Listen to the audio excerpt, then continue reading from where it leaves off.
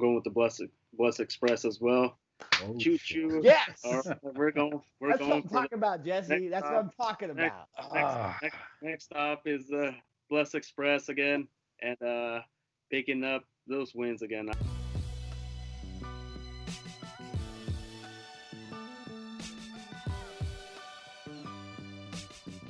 Welcome, everybody, to the Ring Generals podcast, UFC 251 special. I am Nick Nenad. Alongside me is Easy E Eric Santos. Cooking, guys. And, of course, our main man, Jesse.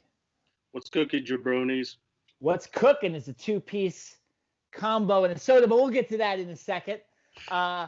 Obviously, you've heard the news. When we were getting ready to do this podcast, we were getting ready to go over Gilbert Burns versus Kamaru Usman for the main event of UFC 251. That has been changed. Game Bread, Miami represent, two-piece in a soda, ready on 5 days' notice. Jorge Masvidal is now in the main event, fighting for the welterweight championship and defending his BMF belt, I think, versus Kamaru Usman. That fight is official. Masvidal yesterday, they went through the COVID test, and it is good. Guys, how exciting is this? I think we can all agree this pay-per-view actually got better, even though this is on 5 days' notice. Yeah, no, it did. To be honest, personally, I thought this was going to it was just too good to be true. I thought it was going to go with shambles, and it looked like it was, because since Gilbert Burns was tested positive for this COVID thing. Yeah. I was, oh shit! Like, who's gonna be the main event? Could be Holloway and Volkanovski too. But no. Thankfully, Game Bread stepped in and offered his services, which is he was originally supposed to be slated for this fight before Gilbert Burns got the nod. But yeah, I'm so happy and glad to see this happening. So the only thing I'm hoping for is he well prepared? Is he prepared to go to the distance? I mean, I've never seen him gone to the distance. He usually, finish up guys like standing up. So hopefully we'll see a war. Oh, I'm hoping for it too. Eric, are you surprised? Because our last UFC podcast, we discussed Masvidal saying he's not going to fight for a while because of money issues. How the hell did that get resolved in 2 weeks? Like, that was the most surprising in all this. I'm like, it's not going to be the COVID test. It's Masvidal not agreeing to terms for money. So how surprised are you that this actually got done money-wise? I mean, if he does whatever happens this fight, I hope he does get paid well. That's for sure. I think it was just more of a, let's just get this thing over with. We just need it. This was like urgently, because this whole thing happened with Burns. It happened so unfortunate, and so only two guys stepped in to see who can go toe to toe with Usman, Covington and Game Bread. Both of them have legit heat with Usman. So obviously, I think with Game Bread's like, you know what, I'm gonna go with this opportunity. Like, this is my chance just to punch him in the face. This is just my opportunity. And Covington, same thing with him. Even though he hasn't had like any money issues from what I know of, he just wants his revenge against Usman because he felt like he was in his defense robbed from the last time that he fought Kamaru Usman. But I'm totally happy. I did say in the chat that I was happy with either choice. I didn't mind with either choice with Covington or Game Bread, but me personally, I was like, please be Game Bread. Like, please be Game Bread. Like, inside I was too, bro. I was too. I know. Like, that's what I said. Like, just quietly. I would have been fine as well with Holloway and Volkanovski being the main event, but that being the co-main event, it's great. And then we get to see other fights too. It's stacked. Another card stacked for the year. Hey everybody, sorry for this break in the action. We will get to the rest of this UFC 251 preview in just a second. Obviously, we got to do our due diligence. We got to do our house cleaning. We got to promote ourselves. And that means, like every YouTuber says, whether you're James Charles or you're those other guys, those idiots fighting on YouTube right now, you got to like, subscribe, and comment on our page. There's a little icon. I forget which one. It's in one of these little corners right here. It's our Ring Generals logo. Click on it to subscribe. It's super easy. Liking and commenting also helps out. It reaches to a bigger audience. Eric, tell them more.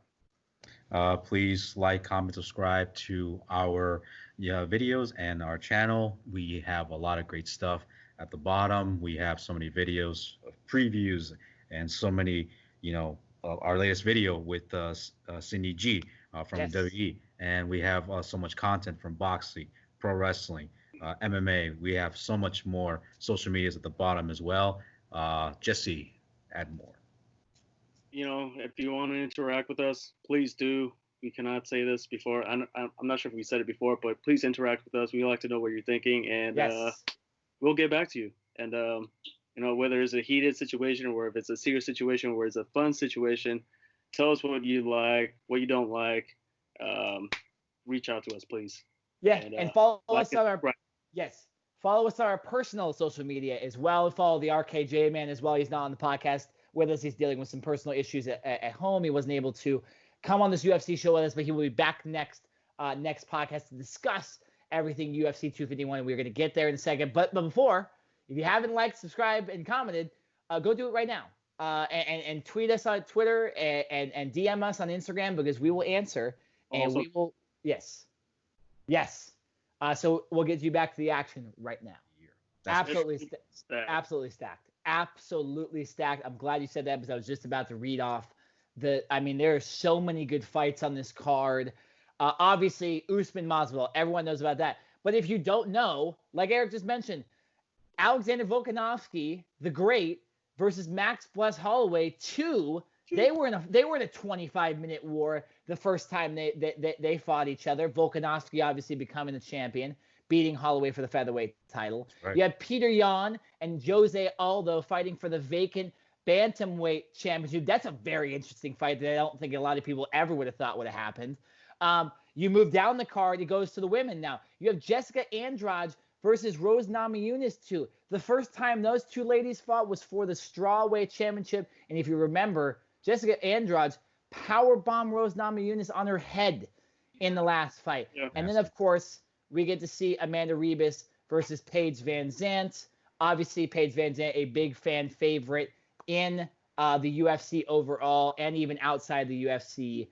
So that will be interesting as well. And this is where I want to turn to Jesse.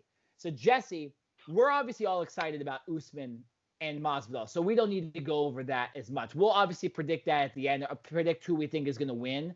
But this is the time for you, Jesse, to give us a 2-piece and a soda. So that means 2 fights that you are looking forward to on the main card, and then 1 soda, one on the preliminary card that you're excited to watch. Ooh, the one actually I'm looking forward is Leandro Santos versus Roman Bagatov. Mm-hmm. And then the other 2 are Carla Rosa versus Vanessa Mello, and let's not forget Martin Day versus Davey Grant. Now these guys are up and newcomers, and I've been watching them lately, and they've been performing spectacularly. Now Martin Day, I'm looking forward if he's got takedown defense, and I hope he does bring his takedown defense against Davey Grant. Davey Grant is no joke. Who else? What was that name? Oh, Volkan Ozdemir is another one versus is it Jerry? I can't even pronounce his last name. Yeah, that's interesting. I remember that. That's an interesting fight too, because if I'm standing corrected, Ozdemir is coming off a win against Alexander Ratchik, which is a big win. Yeah. But Jiri Prochazka, he's an up and comer. That's a good mix of a veteran versus a rookie. I'm really excited. That's the main event of the preliminary card. By the way, guys, if you didn't know, the 3 fights that Jesse just mentioned were all on the lower side of the card. That's how good this card is, that we're excited about some of the ones early on, the ones at 3:30 here in California, the one where we're just finishing lunch and then UFC 251 is starting. So that's how good this card is. I want to thank Jesse. That's 2-piece and a soda. And he even added a 3rd piece in there with the Volkan Ozdemir fight. Dipping sauce. Absolutely. Eric, which title fight are you more excited about? Alexander Volkanovski versus Max Holloway or Peter Yan versus Jose Aldo? For me personally, as much as I respect Yan and Aldo, I'm gonna have to go with Volkanovski and Holloway because the last time Volkanovski, he really did prove to not only to us but to Holloway that he is legit. He is for real. Volkanovski, he utilized so many kicks to Holloway, which was the key to helping him to beat Holloway. That was a very good way to try to, for him to gain more points and for him to have the match. In a way, it was a dynamic fight because they weren't really grappling. They were mostly just using strikes after strikes. And I did remember telling you guys that Volkanovski can only win this match if he could only land significant strikes.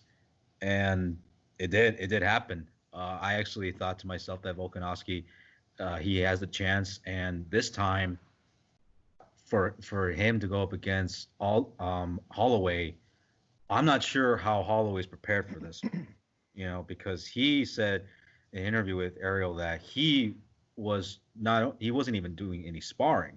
He was doing Zoom calls. Yeah, that was very surprising. He was doing Zoom calls, and he was like doing it kind of like for himself, and there was like no access to the gym from what I know. So for him, it's going to be very, very interesting him going into this match, knowing full well that he hasn't sparred or didn't do the routines of his trainings that he would do normally because of this whole pandemic. So this would be very interesting. While Volkanovski, on the other hand, he's been working more on his kicks, and he knows that's the key to defeating Holloway, and he wants to put him away soon because he doesn't want to go for 5 rounds. He wants to put him away as soon as possible. So this is a very, very dynamic match, and I'm looking forward to it. I'm for sure excited about that fight too because I watched Daniel Cormier's detail on Max Holloway versus Jose Aldo. Obviously, if you remember, Jose Aldo lost twice in a row to Max Holloway. That's how good Max Holloway is, and that's how good Alexander Volkanovski is. But they showed that Holloway will sit in the pocket. Obviously, Volkanovski does that too. Very interesting fight. We'll get to our predictions in just a bit. I wanted to mention one other fight I'm excited for on this card. It's a featherweight fight on the preliminary card. Makwan Americani versus Danny Henry. This is a featherweight fight. The reason I like this fight is when I was doing my research, Americani lost in 2019 to Shane Burgos. Obviously, great opponent, tough guy, good fight to lose in a way. Danny Henry, his last bout was against Dan Ige back in 2019. So I love those fights when you have two guys that fought legitimate badass dudes, and now those two guys have to fight trying to prove something after their bad losses. I love those kind of fights. I don't know much about these two guys, but I'm excited just because of that element. And again, that's on the preliminary card. That's one of the earlier fights. So this card is absolutely stacked. I can't wait. All right, guys, let's get into the predicting realm of this now. We'll start with Paige Vanzant and Amanda Rebus. Do we all agree who we think is going to win this fight? Can we all just say it at once? All right. All right. 3, 2, 1. Amanda Rebus. Yeah. All right. There you go. Jesse, we talked a little bit about this right before the podcast started. It actually may be at the very beginning. Why do you think Amanda Rebus has the easy win over Paige Vanzant? I'm not going to say it's an easy win, but okay. If you've seen her last couple of fights, she's able to, adapt and move her head movement.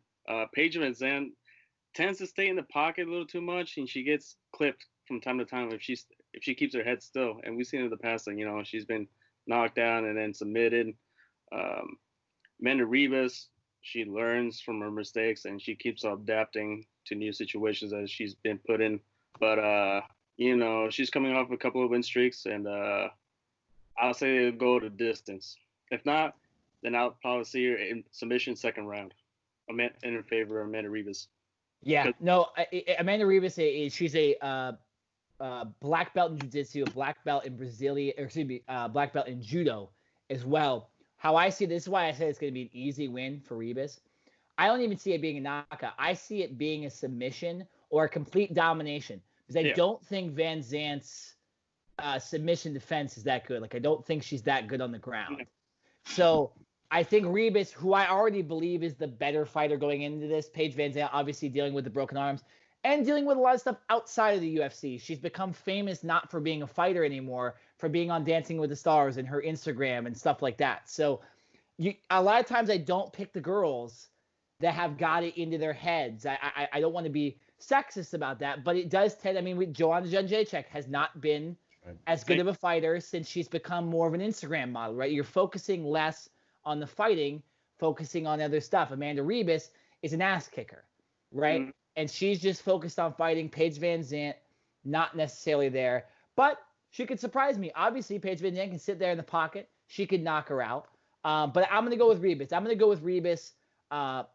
I'll go third round submission. I think she takes out Paige Vanzant pretty early in the fight and kind of dominates her on the ground and gains the points advantage. If it does go to a decision, I think Rebus has the easy 30-27 win likely. But I'm going to go it ends in the third round, some sort of submission, not sure. Eric, what's your prediction on this fight? Oh, man, I'm not even sure if Paige Vanzant's arm is 100%, although I do feel like Rebus, knowing that, would be the advantage for her because she would know where to attack her, and she would have to use this judo to take down the arm. She would have to take her down and probably apply an arm bar. Although the thing is with Vanzant is that she has a couple wins using an arm bar before in the past, so it could go either way. Just Rebus is just more focused, and just Vanzant, I'm not sure where her head is, to be honest. I know she's trained with her husband Austin Vanderfort, who obviously has fought in Bellator, so that she might have the advantage for that one. But I'm not sure how prepared she is to go up against Rebus. With Rebus, she's just much more of a dynamic fighter, and she's going to use every tool that she can. But I know she's going to use her judo, take her down. That will give her more points. And I see this fight. I don't think it's going to go the distance. I think it's going to go the second round submission. Oh. If anything that happens, and she's going to apply, she's going to use whatever she can to take down the arm, and she's actually going to use the arm bar on her, on where she injured, where Vanzant would injure her arm. So I think that would be the calling card right there for her to win the match. So yeah.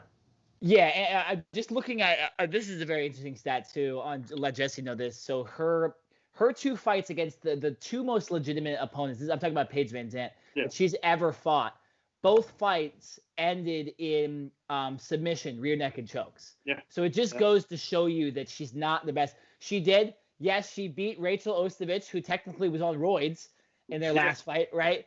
By submission by armbar somehow. It was back in 2019, so maybe she wasn't on roids yet. But besides that, Michelle Watterson, rear naked choke in the first round, and then Rose Namajunas, I don't know how the hell she ever fought her, in the fifth round submissions. I see it being more like the Rose Namajunas loss, where Amanda Rebus just pounds her for 3 rounds. Yeah. That's going to be somebody who's going to take that clip that I just said, by the way. If you go back and listen to that, didn't mean it that way, guys. All right. All right, moving on to the actually, real quick, Jesse, any chance this is Paige Vanzant's last fight in the UFC?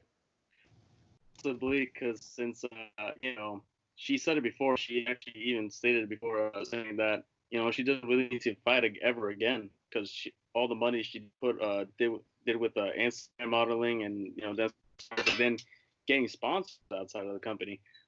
She's doing fairly well for herself, and she's actually possibly looking for another fight promotion to join, or she just might retire. I'm looking up right now how many Instagram followers she has compared to some of the other UFC fighters. There's a word that she might go to Bellator. Yeah.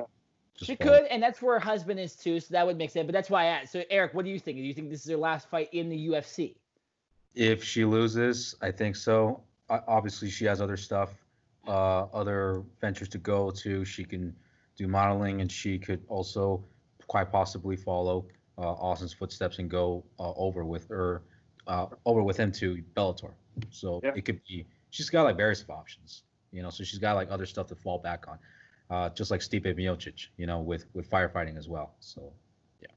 Yeah, no, very good point. Yeah, just to the point of her Instagram following, we're not lying. 2.5 million. It's the 9th best in professional fighting, and in the top 5 for current fighting UFC fighters. So like guys like Ronda Rousey and George St. Pierre have bigger followings, but obviously Rousey's gone to the WWE. Paige Vanzant has done this alone, being an 8-4 fighter in the UFC. So this is what we're explaining, that she doesn't need the UFC. If she wants to continue fighting, she can do that, but she could probably do that with her husband in Bellator. Austin Vanderford, shout out to him. He has 2 wins in a row, too. Yeah. Yeah, all right. So let's move into the second women's fight on the main event card. This is a good one, guys. Rose Namajunas, Jessica Andrade. Whew. Now, last time Rose Namajunas lost in this fight, she technically retired.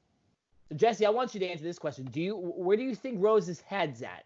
Do you think she still has that in the back of her mind that if she loses, it might be it for her?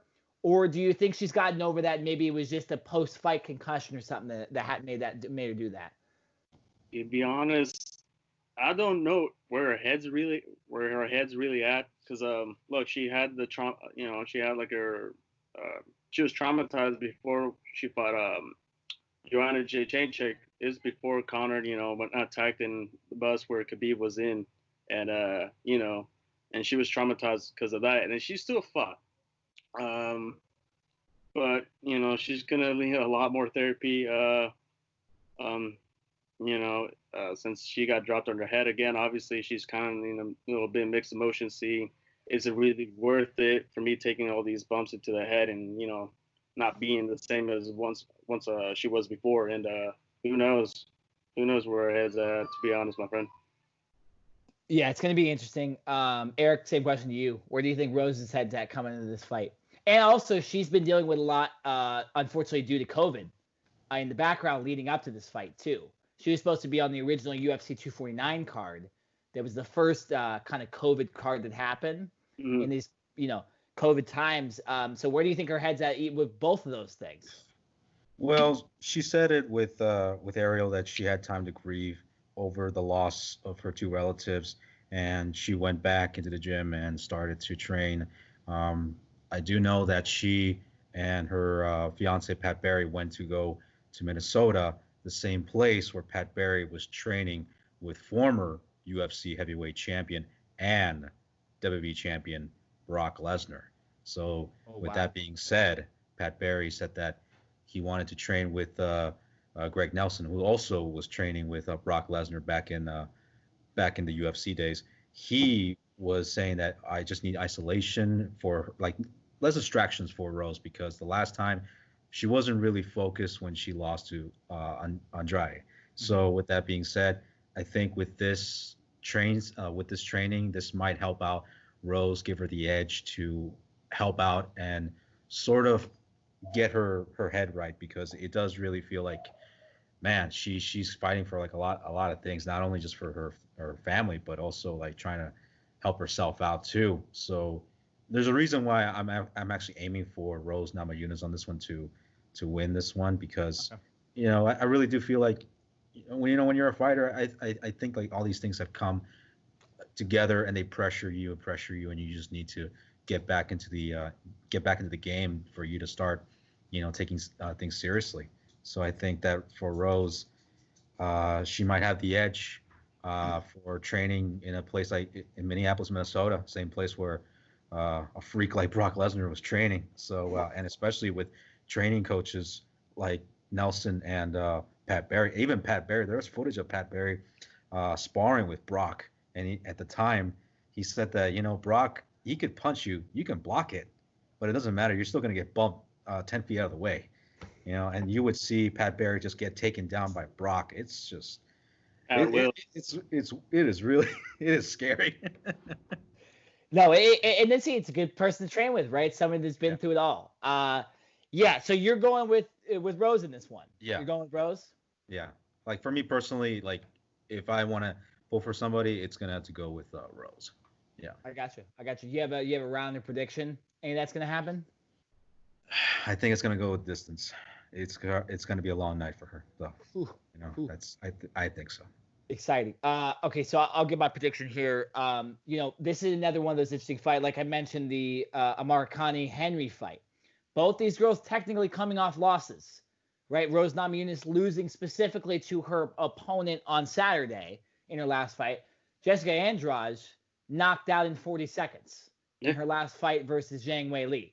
So both women not coming into this the most confident. Andrade obviously more because she destroyed Rose, obviously, but like Eric was saying, Rose was not in the right headspace. It's a different Rose Namajunas showing up to this fight. So it's really interesting. This one's hard to pick, but I'm actually going to agree with Eric completely on this. I'm going to go distance Rose Namajunas. Rose Namajunas before the fight against Andrade, she beat Joanna Jędrzejczyk twice consecutively, 2 times in a row to win the strawweight championship and then defend it. She also beat Michelle Waterson, Tesha Torres. The list goes on. And she was really kind of moving up on the UFC women's leaderboards as far as some of the best women. And I just think this, that scar on her record, that loss to Andrade, she wants to fix that. Or at least the biggest scar on her record. So I'm going to go Rose in 5 rounds. I think she has the guts to do it. Nothing against Jessica Andrade, but I just think it's Rose's time again. And I think that knockout from Zhang Weili is just weighing a little too much on her head right now. Jesse, what's your prediction for this fight? I agree with you guys. Rose Namajunas. Before, when she was fighting Jessica Andrade, she was doing fairly well until Jessica Andrade got her into the back of the cage, picked her up, and then slammed her. If that didn't happen, then she probably would have won unanimously. It's a good point. It's a good point. But this time she'll be a little bit more prepared. Her clinching defense, I'm pretty sure she worked on it and, getting that scramble and get back into the center of the cage where she's, great in striking. So back to her bread and butter, she'll be better. And I'll say decision, all rounds. Yeah. The thing is with Jessica is that she's actually gonna implement that takedown where she had Rose being dumped on her head. She is actually gonna go for that again. Yeah, that's the thing. You can't go for the same things twice, because if you're gonna get hit, you're obviously gonna learn from your last mistake. If you didn't learn from your last mistake, obviously you don't deserve this fight. 100%. I agree with that. Ask Ben Askren about trying to do the same thing over and over again. Right, his career's done. He's never gonna fight again because Masvidal was like, he's gonna put his head down. I'm gonna drive my knee into his head. Again, we'll get to Masvidal in a second, but yes, do not do the same thing twice. That's the Aspen challenge. Yeah, no, I know. Interesting too. You mentioned Eric that her Rose Namajunas' coach was she was up there training Brock Lesnar gym. She also, her coach for a long time has been Trevor Whitman too. She's been training in Colorado at altitude. So I don't know what Abu Dhabi is going to be like. By the way, guys, this fight we haven't even mentioned it. The fight's on the beach. It's going to be outdoors. Mm-hmm. Like, if you've ever seen, a pro wrestling event, or obviously, what's the movie that everybody's been mentioning about this? I think is The Fighter, I believe. Is The Fighter? Eric, do you know? What's the movie that everybody's been talking about? I haven't been keeping track. Is it the video game? I don't. Wait a minute. Yeah, I'm looking it up right now. Yeah, I'm kind of. For sure. We'll edit this part out. I haven't seen like a. I'll say it's The Warrior. Let's see who else. It's with Tom Hardy. Yeah. Enter the Dragon. Enter the Dragon. Yeah. Okay, that's what it is. Yeah. Enter the Dragon is obviously. It's so funny because normally one of us would know and we all were stumped. It's definitely Mortal Kombat on this. No, but so we don't know what that's going to also do for any of these fights, to be honest. We haven't weighed that option into it. Because personally, guys, I don't know what to think about that. I'm just going to look at it from a fighter versus fighter standpoint. Because if it was a smaller ring like at the UFC Apex, I might change my opinion about some fights. But it's going to be the bigger ring, the bigger octagon, excuse me. And it's also going to be outdoors. So I can't think of MMA, like an MMA promotion having having their event at a beach. Over like on an island. The only thing I can think of for as far as pro wrestling goes, WCW used to do that. Yeah. Back in the mid to late 90s, they did that before. So this shouldn't be like no. Something you also got to take into account in this one, especially in this, especially if it's in an island in Abu Dhabi, because we heard it before from commentators and fighters that it gets really stuffy in there, and then since especially it's going to be outside, it's going to be humid. It's the cardio is not going to be a little bit the same, especially when you're on a fight, 5 days notice, and you never fought in Abu Dhabi before. It's gonna affect you. It's gonna affect your rhythm. I'll tell you what. I think that they have a better way of having the event better than Saudi Arabia. Let's hope so, my friend, because it kept on glitching up for a lot of people out there. The last time it happened in Abu Dhabi with Khabib and Poirier. Yeah. Oh yeah, I remember that. That's true. Yeah, I mean, you guys make a good point. Abu Dhabi, you talk about the heat. The entire next week, the lowest high is 116. See. So the lowest temperature it's ever supposed to be, is 87 degrees. So it's going to be brutal. I guess endurance matters. So I guess for someone like Rose that's trained in Colorado, it does help a little bit. But obviously, Jessica Andrade in Brazil as well, it's the same kind of thing, right? Yeah. But there's like a video up on UFC Embedded where the fighters like Vanzant, Holloway, and Rose showed up. Even Vanzant said that, like, look, like, and this is like during nighttime, and it was like hot for her. She said, like, oh yeah, it's definitely hot. Don't know if she can last. I don't know. Well, I don't know what's going on. I mean, imagine that. Like, I'm sitting behind. There's a window, and there's not much behind this window. It, like, one of the reasons I like recording at night with you guys is because it gets fucking hot. Yeah. Like right here, right behind me. Yeah. Because it's hot here in Orange County. It's in the 80s and stuff like that. Like, it gets to the 90s here. I can't imagine fighting outside in my backyard, right? Like, it's just not conducive of. Yeah. Well, especially someone like me that has no endurance ever. A lot of heat exhaustion out there. It's going to be exciting. But yes, we all have Rose Namajunas going the distance. And that will do it for all the non-title fights. And we will move into the championship fights. We'll do it chronologically like it's supposed to happen. Bantamweight Championship, the vacant Bantamweight Championship. No more Cringe King. No more Triple C. Oh, man. It's a division still, my friend. It's a Cejudo division. It is. And hey, maybe this will turn into the flyweight division where we have a draw or something here for this fight. Yeah. Something like that, right? But it was kind of like that, yeah. Yeah, but we hope not to be disappointed. Peter Yan versus Jose Aldo. Originally, remember, Jose Aldo was supposed to fight Henry Cejudo. Due to, I believe it was travel restrictions due to the coronavirus. Cejudo then fought Dominic Cruz, which we all know what happened there. Cejudo wins, dominates Dominic Cruz. Sort of controversial finish, and then obviously Cejudo retires.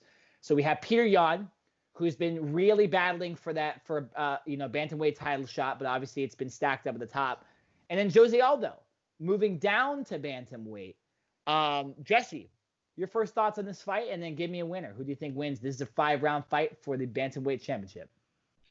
To be honest, I didn't really think Aldo can make it down to Bantamweight, because we've seen it before, and when he was going down to, featherweight, and this is like during the time when he was champion, and this is before, after he lost to Conor, that he had troubles making weight.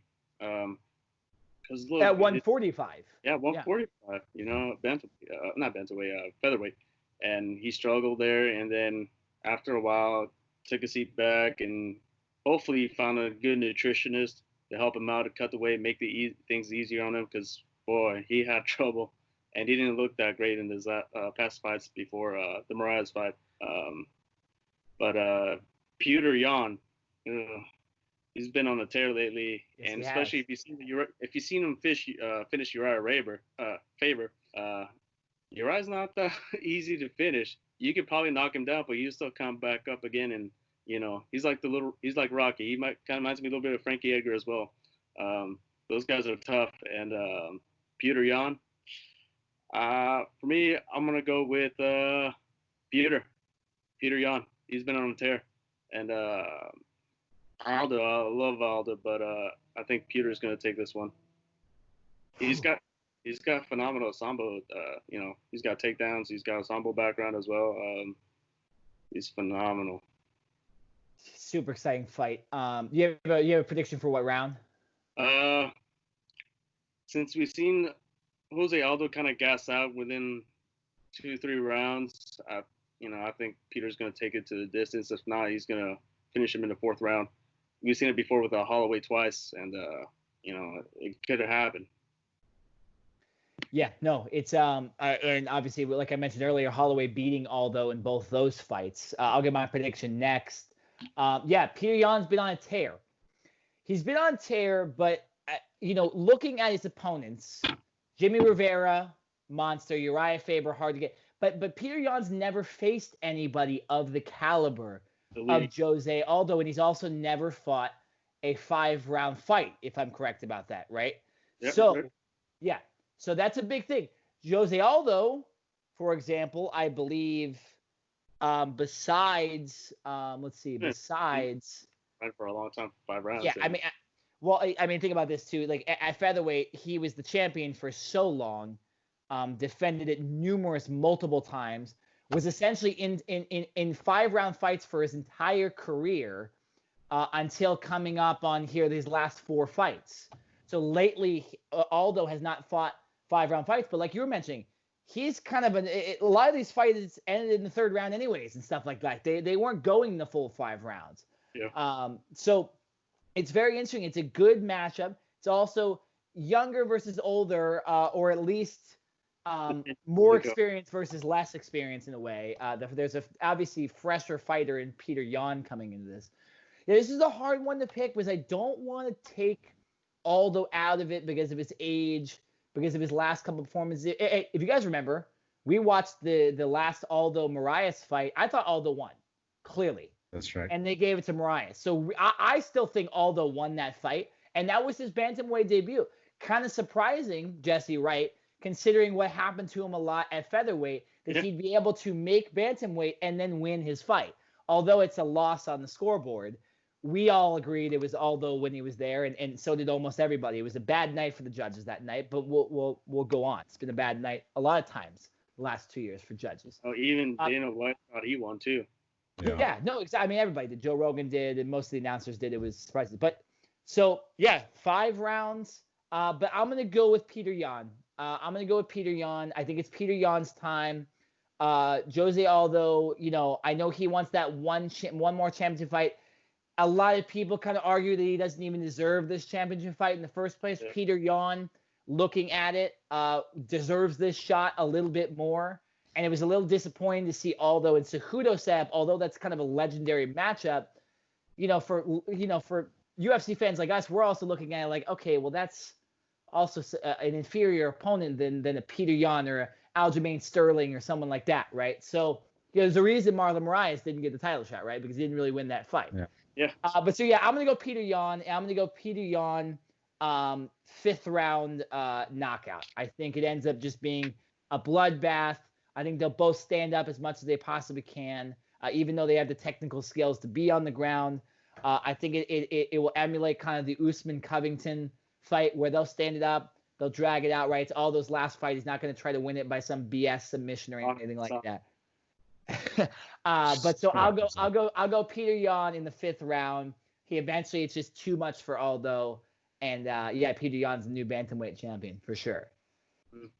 Eric, what's your prediction? I remember I did have Moraes, was going to predict he was going to win the match between Aldo back in 245.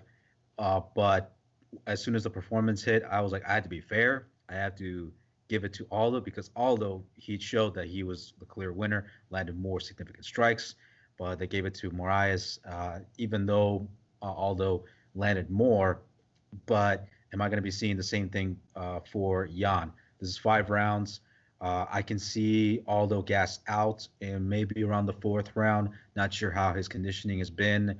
Not sure how much time he's been having over the gym, because remember, some of these gyms have been closed, or some of these fighters are actually limited to be in a gym for like a limited number of hours. So I don't know how prepared Aldo is this one. Jan, I see him much more fresher, hungrier, and this is his time for him to shine. For Jan, even though he's never been in a 3-round war, for him, I think he's got more stamina and he's got more endurance to go for 5 rounds. I said the same thing too for a fight like Dominic Reyes and John Jones, who Dominic Reyes has never been in a 3rd-round fight, but he turned out to be for real as far as like going 5 rounds. I can see the same thing happening for Jan. I'm going to go with Peter Yan, knockout in the 4th round, because I know that he's going to try to put him away. I know he's going to try to put him away soon, maybe around like 2nd round. He'll probably put him down for a bit, but knowing Aldo, he'll get back up. And then the 3rd round, it'll be in Aldo's favor. And by the 4th round, they'll just rock and sock, and then we'll see Jan as the winner. Jesse, what round did you say you had Jan winning? Peter Yan, 4th round. Because in the past, we've seen, like I said, we've seen Aldo kind of gas out, towards the end of the 3rd round, when he's during those prior to those 1st and 2nd round and 3rd round as well, when he throws those power shots, when he kind of leans one side, ducks one punch, and then he kind of throws it with his shoulder. It gasses out, and he tends to be a lot explosive. Doesn't really utilize it as much as he used to before, back in his glory days, should we say that? I'm just hoping that he kind of conserves his power and energy, so he can actually drag this thing up to 5 rounds. But yeah, I'm going with the heavy favorite, Peter Yan.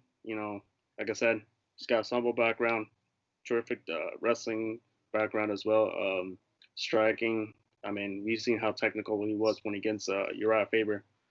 But he's going to go for those legs, or if not, for the liver shot. Those are devastating shots. Yeah. No, it's going to be a good fight for sure. And no disrespect to Aldo. Obviously, we got to give our honest opinions. And we all just think Peter Yan, he is the heavy favorite coming in this, and we all think he's going to win as well. So just 2 interesting notes. Peter Yan is on a 9-fight winning streak coming into this fight. Jose Aldo, losses to Conor McGregor, 2 losses to Max Holloway, lost to Alexander Volkanovski.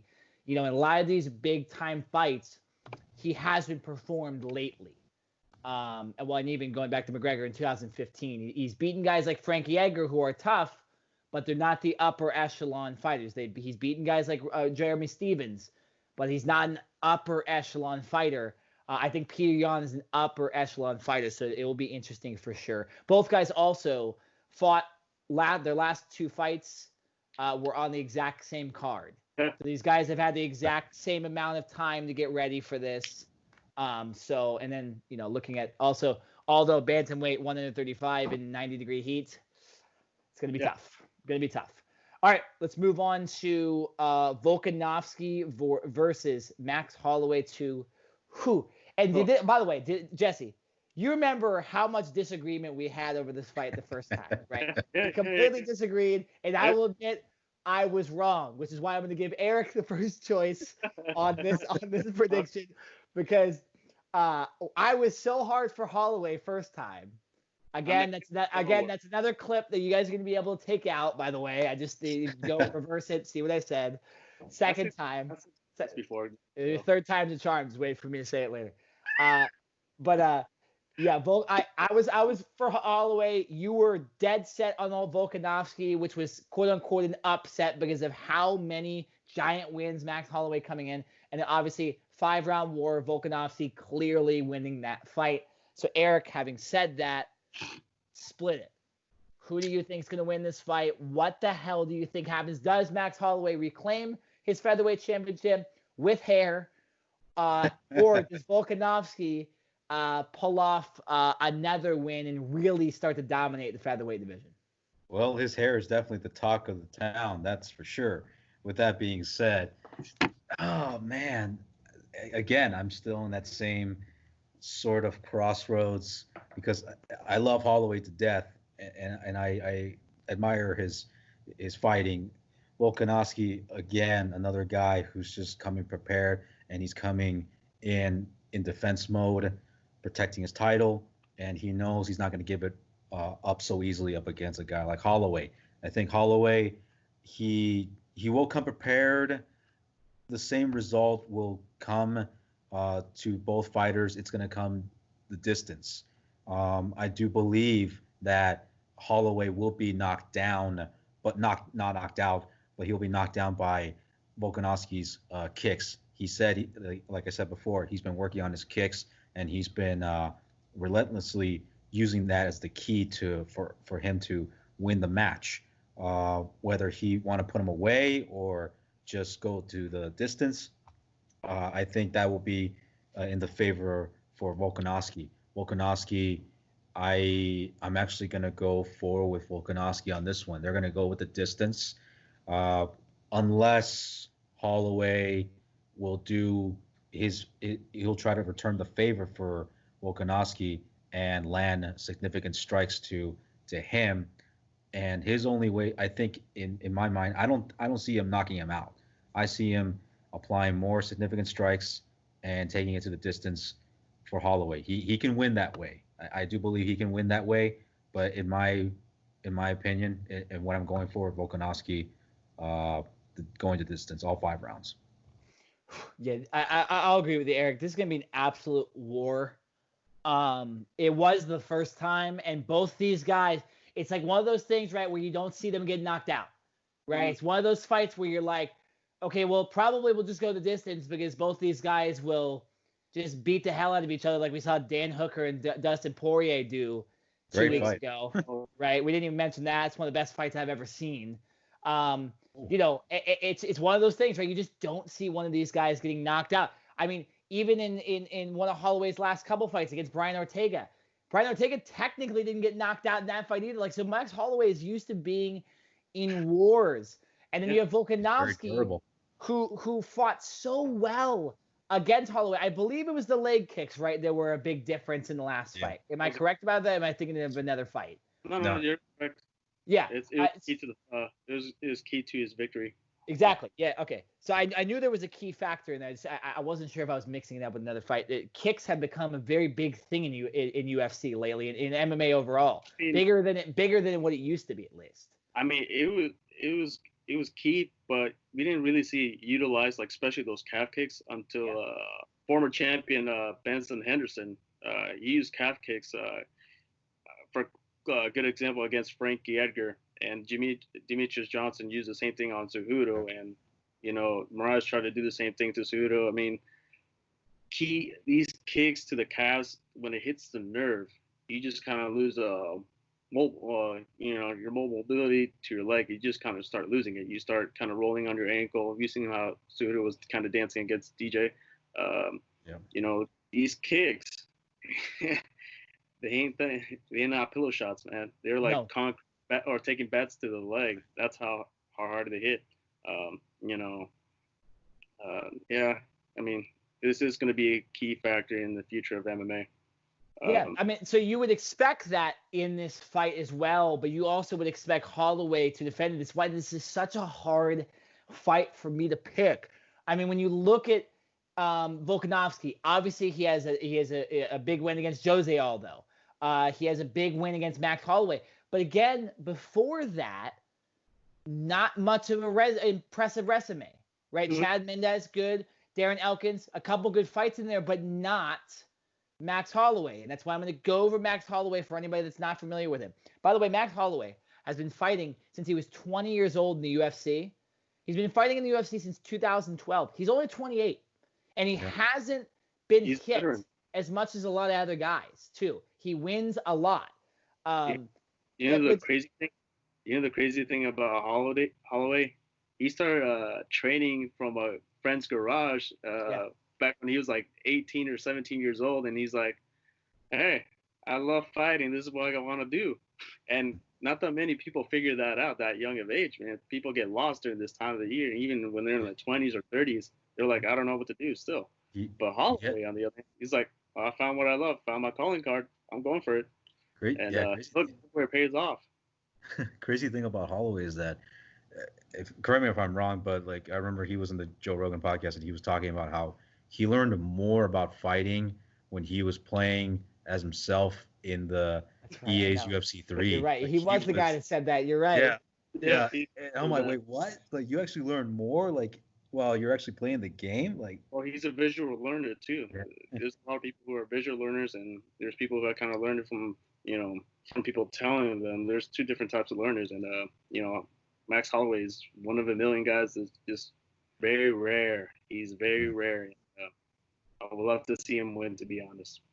Okay, so let me give you my prediction after I give you this list of fighters that Max Holloway has fought. Not necessarily beaten all of these guys.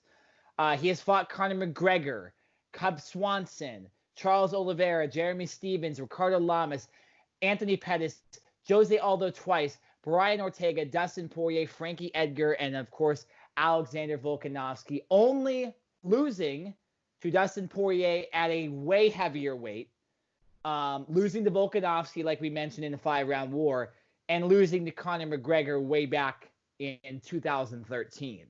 Obviously, if you're gonna lose to some guys, those are some guys to lose to, right? Jesse, I'm gonna do it again.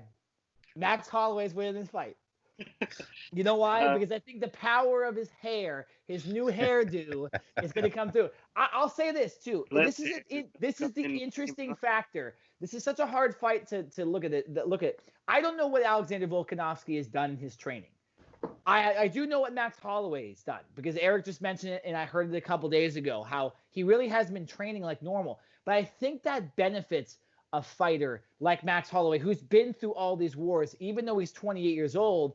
He's been fighting for 8 years at the highest level in mixed martial arts. Yeah. So I think, not training, not always hitting the pads, not doing all the things you need to do, not going through 5-round wars in training camp. I think that's actually going to benefit Max Holloway. Max Holloway, here's what I'm saying. He's going to benefit off the coronavirus. I think he's going to end up winning this fight. I think it's going to be a war. I think it's going to be close.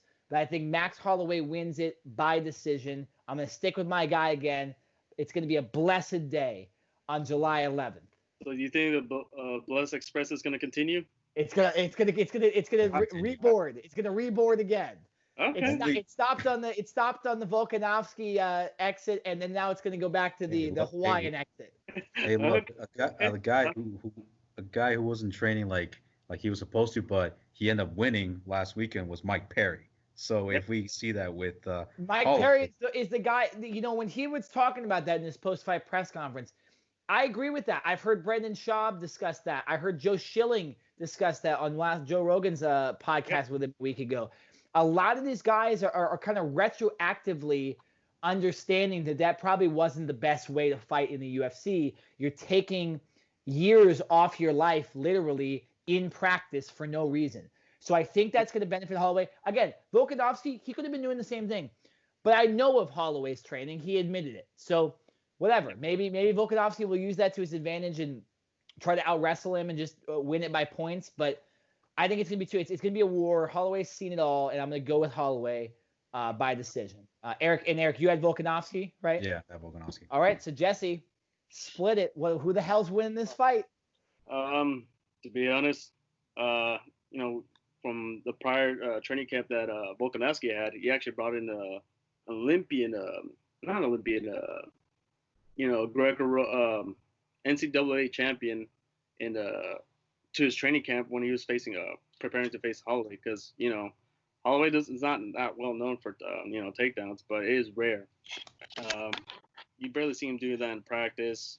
And Holloway himself, he's no joke, man. He's got great, phenomenal takedown defense as well. I mean, it's very rare. The last time we saw getting taken down was, I guess, Poirier, I believe. To be honest, who knows how this is going to turn out. But the key is that if Volkanovski is going to throw those leg kicks, Holloway's got to check those leg kicks, because those leg kicks aren't pretty, because we've seen his legs turn purple and blue for the next couple of days after that. So it's not going to be pretty. But if I was going to suggest to Holloway, keep it a distance, pick your shots, go for some angles, throw some combos. Do not get, do not overextend, because when Holloway was overextending in this last fight against Volkanovski was catching him when in the pocket, and when Max was extending. So there's a good chance that he might get knocked down, like Eric said. There's a good chance Alex will knock him down, but he's not going to rush it. He's going to be cautious. He's going to pick his shots, and he's going to go for kill when he's ready. But that saying, I'm going with the Bless Express as well. Oh, choo choo. Yes. We're going. That's what I'm talking about, Jesse. That's what I'm talking about. Next stop is the Bless Express again, and picking up those wins again. I mean, yeah. But you're not giving like a 30% chance on Volkanovski, right? No, Like, Oh yeah, right. Is there a percentage? Is there a percentage? But the thing I said this because I was watching. He's very similar to Jose Aldo. His style very similar to Jose Aldo, and Aldo was catching him when that Max Holloway in that first fight of theirs before Holloway ended him.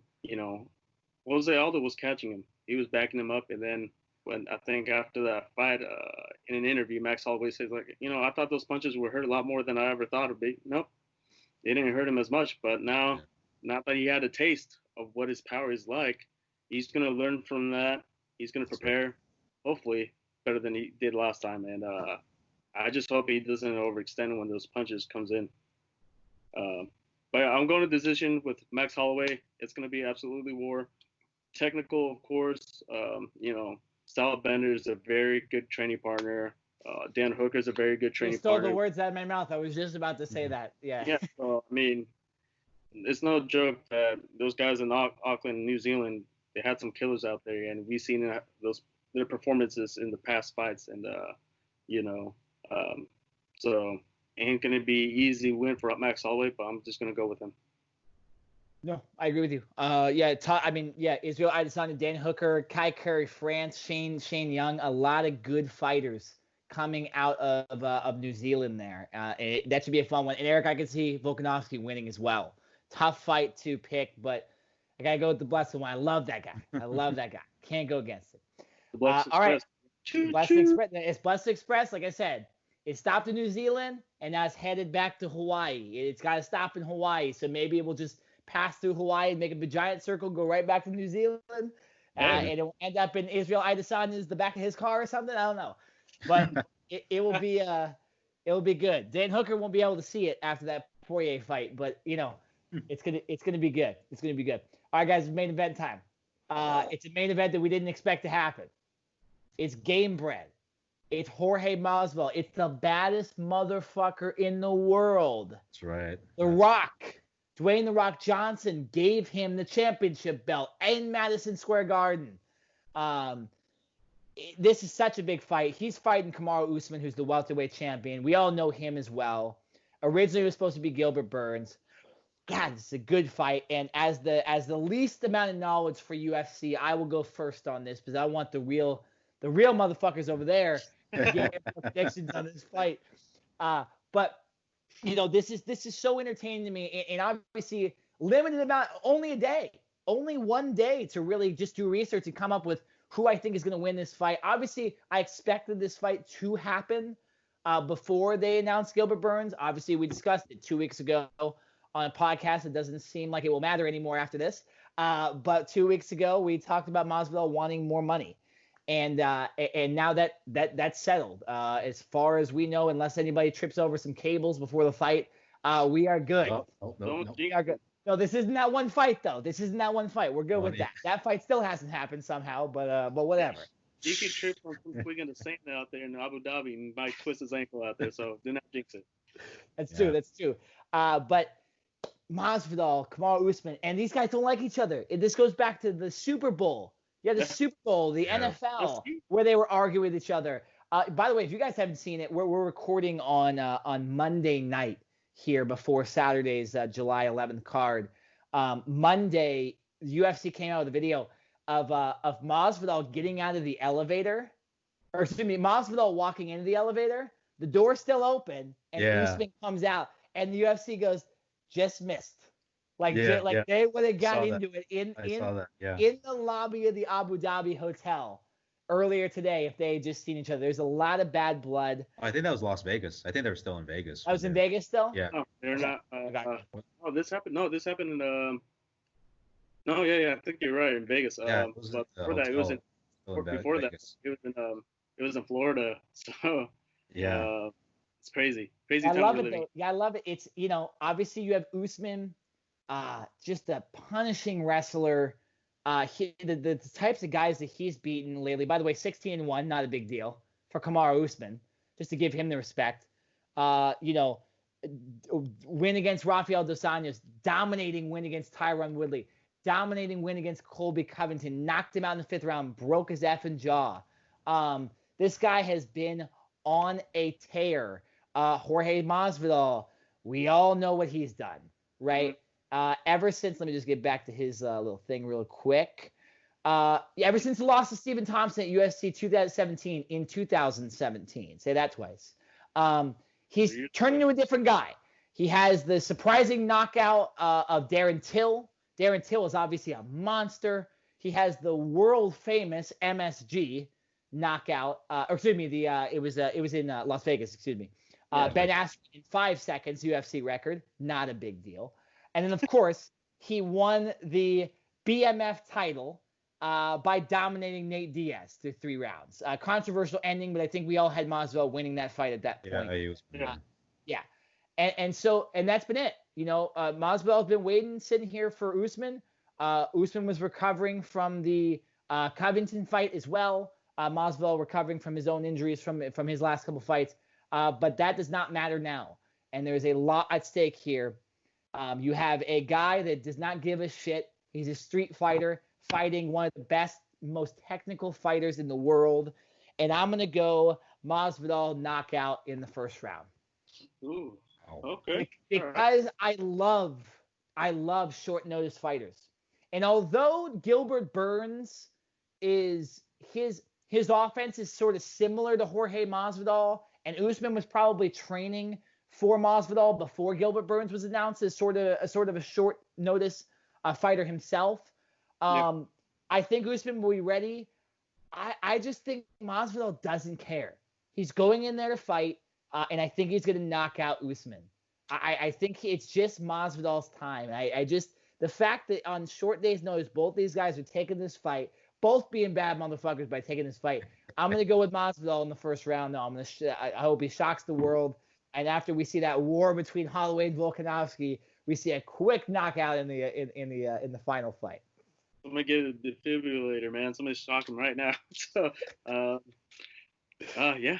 I mean, I agree with you. It is phenomenal. There's very few guys who are, coming in very short notice. We've seen it with Gaethje. We've seen it with Ferguson. We've seen it with who else? Now we're seeing it with with various other fighters. I can't name on top of them the other ones, but yes, and they do end up winning. They do end up winning. Oh, Gilbert Burns as well. But yeah, they end up winning, and Usman, dude, he doesn't look like he really gives a crap. Whoever steps in, to be honest, whether it's Kobe Covington, Tyron Woodley, he doesn't like him either. And some of those guys at ATT, he's got bad blood with them, and who knows how it's gonna turn out to be. And but yeah, I love Usman. So for me, sorry Nick, buddy, love you, bud, but I'm going with Usman. Usman's been busting his ass off. We seen him when he was training with Gaethje before, in those little sparring sessions that he throws in on Instagram, and those guys were going at it, and him and Gaethje were going at each other after the freaking body. So, I mean, they're throwing blows. Those guys ain't going light. They're going hard, and I'm gonna go with the big dog, Usman, the Nigerian Nightmare, I guess. What a sick name, though, too. Yeah. Right? Yeah. Gamebred versus the Nigerian Nightmare. Like, come on. What an awesome just nickname fight. No, yeah. Even Francis Ngannou is right behind the Nigerian Nightmare right now. Yeah, that's true.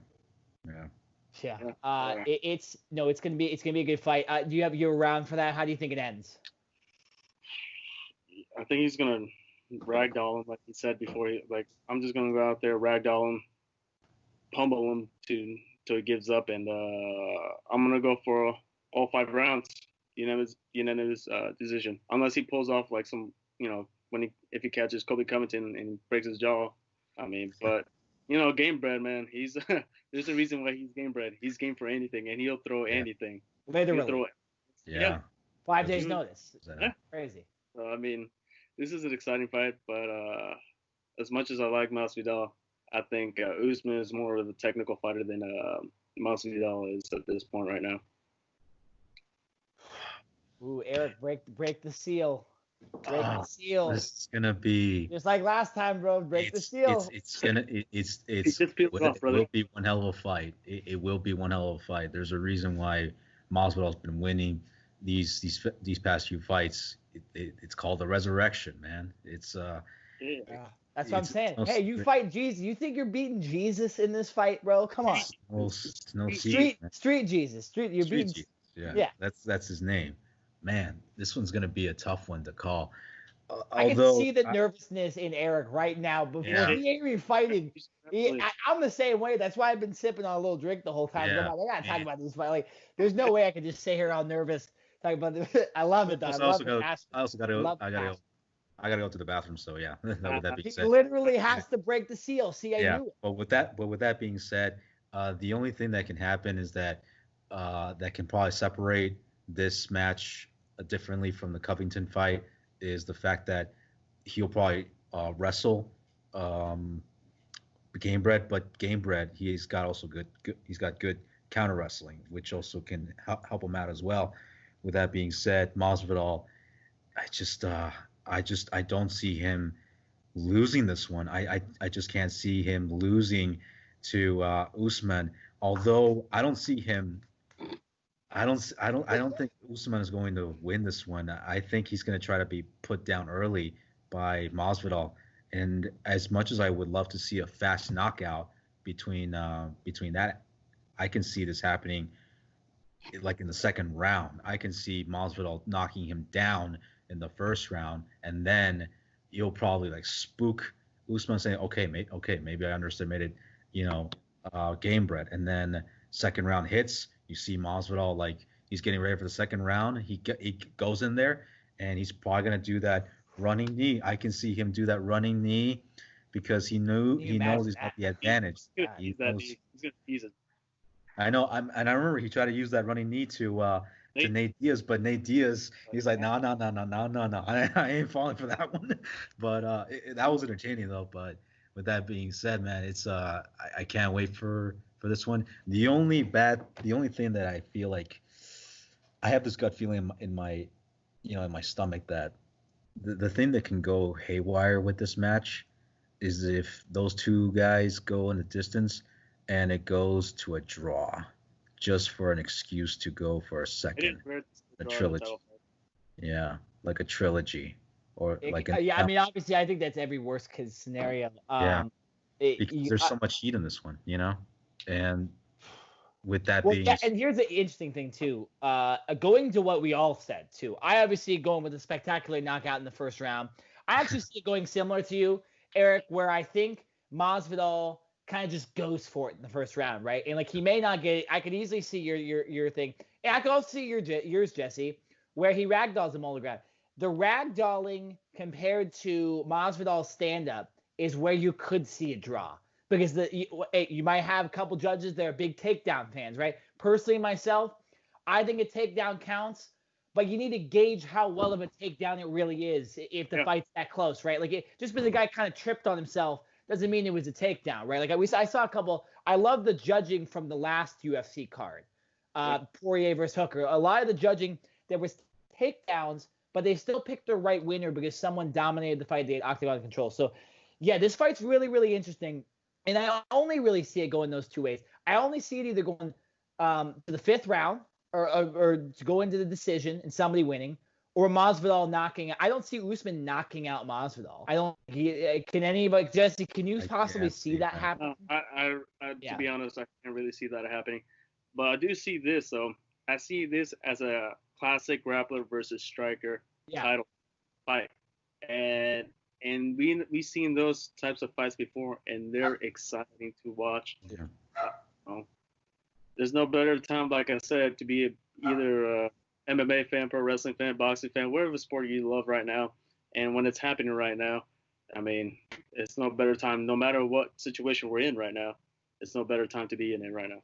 Seriously, I mean, looking at this, besides the fact that there's not going to be a crowd, this is arguably one of the, if not the best card for UFC. The lower card is not as good as we've seen some put on, even including UFC 249 2 months ago. But man, UFC is delivering right now with these cards, at least these main event cards. And even the fight last week or 2 weeks ago between Poirier and Hooker, one of the best I've ever seen. We've had some good fights for the UFC, and we're gonna see some more right now. Yeah, no. Real quick before we end the podcast, we obviously rest in peace to Mr. Nurmagomedov. Khabib's father unfortunately passed away due to the complications of the coronavirus. It struck the MMA world. It was a tough loss because it's not only Khabib's dad, it's Khabib's coach. It's a lot of other guys in Dagestan and Russia's coach. This is a big loss for the MMA community. We at the Ring Generals just want to say, rest in peace, Mr. Nurmagomedov. And it'll be very interesting to see how Khabib and his brother respond to this as well. And a lot of the other Dagestani fighters, I would guess that the next person fighting Khabib, watch out. Whether it's Justin Gaethje, whoever it is, that's going to be a tough one to win. You know what's crazy? Even his rivals showed the love and respect to him right now with the situation. Conor Ferguson, now his new opponent Gaethje showing love and respect to him, and hearts go out to Mr. Nurmagomedov and that's right. Rest his soul. Yeah, even Conor McGregor chiming in with a nice message on Twitter as well.